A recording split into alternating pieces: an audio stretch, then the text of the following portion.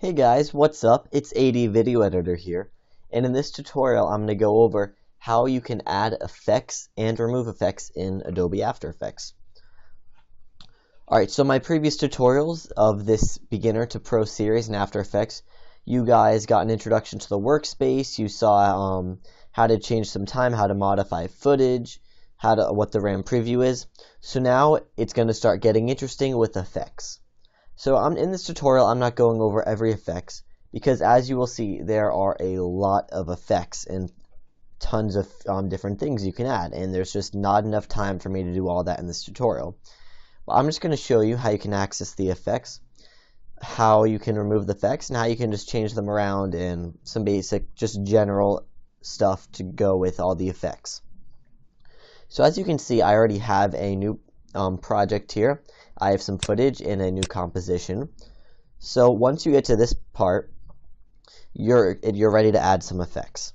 So first off, if you look over here, if you're in the standard window workspace, as I showed you in my first tutorial, you should see this effects and preset options. Here, these are all of your categories of effects. So you see, let's say I go into keying and I click this arrow. These are all of my different types of keying effects. Or if I want to go for a color effect, I can click the arrow next to color correction, and you see I have all these. Another way to find effects is, let's say you know a certain effect you want, but you don't know exactly where it is. You can just type in a general name for it. Let's say I want to find something with brightness. Then and you type that in the search. Then you'll notice what shows up right here is the brightness and contrast effect, because I wanted the brightness effect, so it found any effect with the word brightness in it, and so I've got this effect. So you can type in an effect, or you can just browse through, pick out an effect, and what I'm going to do is I'm going to click here and drag this to right onto my footage. So that is one of the ways you can add an effect onto your footage. And so you'll notice now that this window for the effect controls pops up. And here you have your settings to change your effect. I'm just going to quickly undo that real quickly by pressing Ctrl Z and show you another way to add the effect. You can also click and drag this right onto the composition preview. And so by doing that, the layer that was selected right up top here, the effect went right on there. Alright, and the next way to access effects is through the Effects tab up top. So you see right here it says File, Edit, Composition, Layer, Effect, Animation, View, Window, and Help. If you go to Effect, you can click that, and then you'll see this is pretty much all the subcategories of the effects that you saw back over here. But if you notice, when I click this right now, they're all grayed out. I don't have any options. That's because you don't have any layers or footage selected. So I have to go ahead and select this layer. Now I can go to the effect, and you'll notice they're not all grayed out. So I can go back, I can go to my color correction, and I could find, let's say, that brightness and contrast effect that I wanted. Or something else. If you notice, up here it shows a recent effect. And then remember, you have all these different subcategories of effects. So I'm just going to go back to my color correction, and just all you have to do is click on the effect, and it automatically adds to your footage. Okay, and so once you're in here, you have your effect controls. And so I'm going to go into just some basic stuff about what all these things are. The first thing is, if you see, it says your title of the effect at the top right here. I just highlighted it. If you look a little to the left of that, you see it's a little box, and inside of it says FX, or just effects. So when you see that FX, it means your effect is visible. If you click on that, you'll notice that icon goes away, and your effect is now hidden. And so you can see what changes. I'm going to go and enable it the way it was before. Let's just say I'll bump up this brightness. So you can definitely see a difference in the video.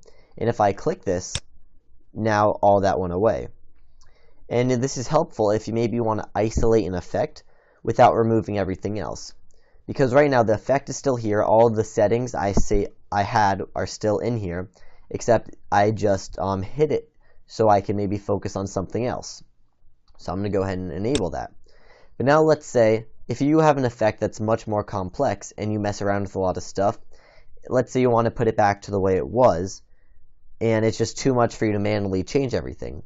You can hit the reset button right up here, and by clicking that, it resets all of the values back to default. So no matter how I change this, whatever I do, if I want to set it back to the way it was, I can hit reset. And the last thing I'm going to go over is with all the effects, you'll have these numeral values.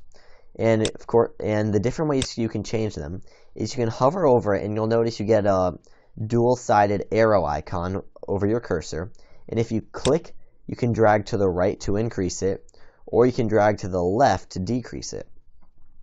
Something else you can do is you can just click it, and you'll notice you'll have a new text box, and with that you can enter in whatever value you want, and then just hit enter, and that value will change. So let's say I want it to be 100, I type in 100, hit enter, and there we go.